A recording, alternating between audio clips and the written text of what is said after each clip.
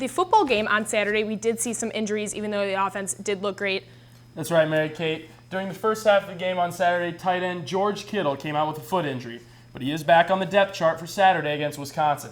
Offensive lineman Cole Croston is not expected to play Saturday since he is not listed on the depth chart at all. Now, like we saw this weekend, Iowa football seems to have got some energy back. After back-to-back tough-nosed games on the road, we've seen some improvements, but we've also seen some things that they still need to work on. Taylor Brooks is our continuing coverage of Iowa's defense from their win at Purdue. There was nowhere to go for Purdue's rush on Saturday as Iowa's forefront held the Boilermakers to only 46 rushing yards.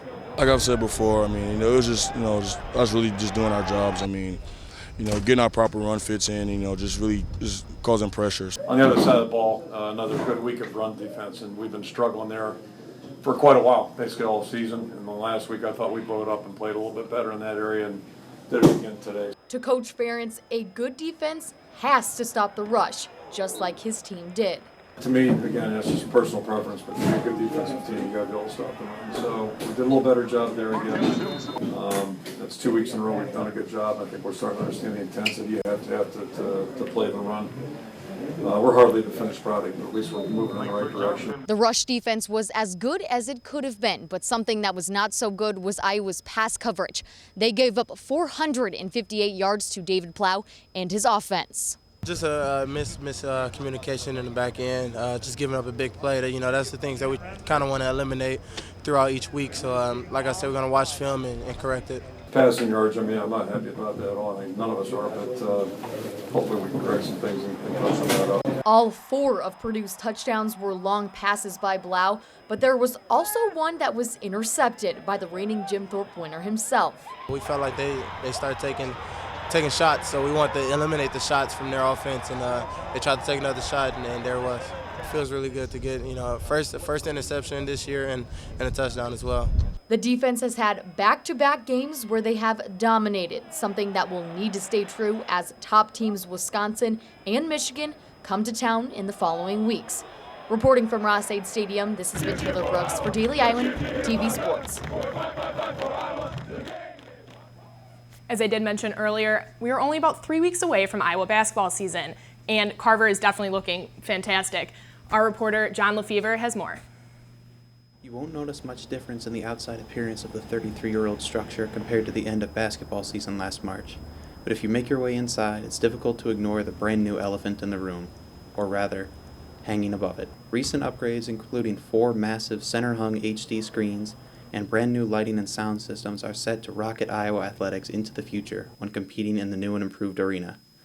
Ask a UI Athletic Department employee and they'll tell you Carver's newest facelift is both a testament to advances in technology as well as a sign of the times in collegiate athletics.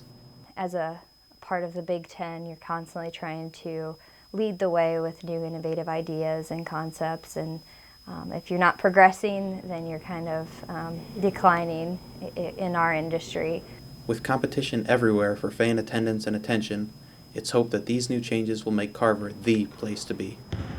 How is that fan experience a spectacle? How is it worth it getting off my couch and getting something that I can't get by sitting at home? For as much as people love consuming sports from the comfort of their living room, it's probably safe to say that this indeed isn't something you can get sitting at home. The Iowa volleyball program has been the first to play actual games in the newly renovated arena, and though fairly limited at this point, initial feedback has been quite encouraging.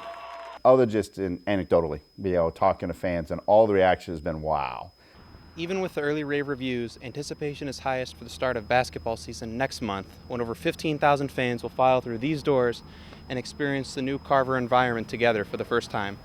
Tanner Lefevre, Daily Iowan TV. Iowa women's volleyball and field hockey were also on the road this weekend, but they weren't quite as successful. The volleyball team beat Maryland 3-0 on Friday, but ended up falling to Ohio State on Saturday. As for field hockey, they did leave Illinois with a 2-1 win over Northwestern, but lost to Michigan 2-1 on Sunday. The Iowa women's soccer team faced Northwestern last Thursday, and junior midfielder Carly Stunkel had the opportunity to run into an old friend. Liv Corbett has more. For most, the game against Northwestern is just another Big Ten competition. But for junior Carly Stunkel, It's just a little bit more.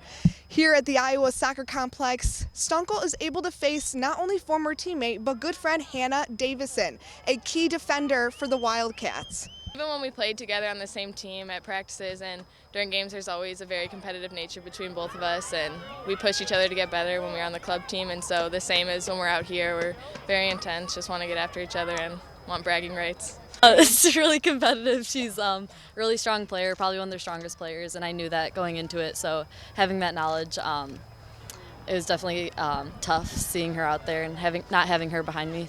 After 6 years of playing with each other on Eclipse, distance has nothing on them. Even while competing against one another, the two can't help but respect and acknowledge their friendly competitor. She's an incredible soccer player. She's very creative. She's a very annoying player to mark because she's always thinking of something new, creative, and she's just very good player.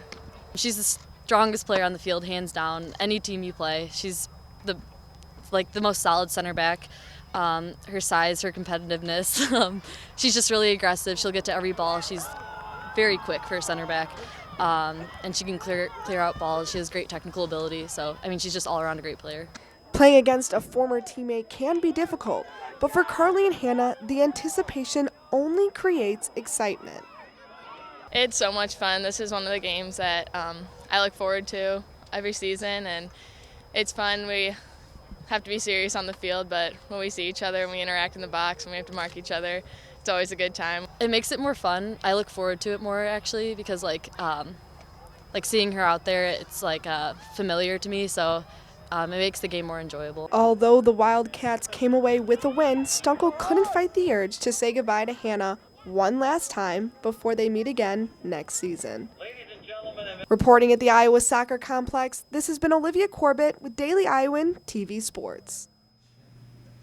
With Carly being a senior next year, it will be interesting to see the friends playing each other for the last time. Yeah, that'll definitely be an exciting and emotional game for the girls. Tune in tomorrow for our weekly football and volleyball updates. Andrew, back to you.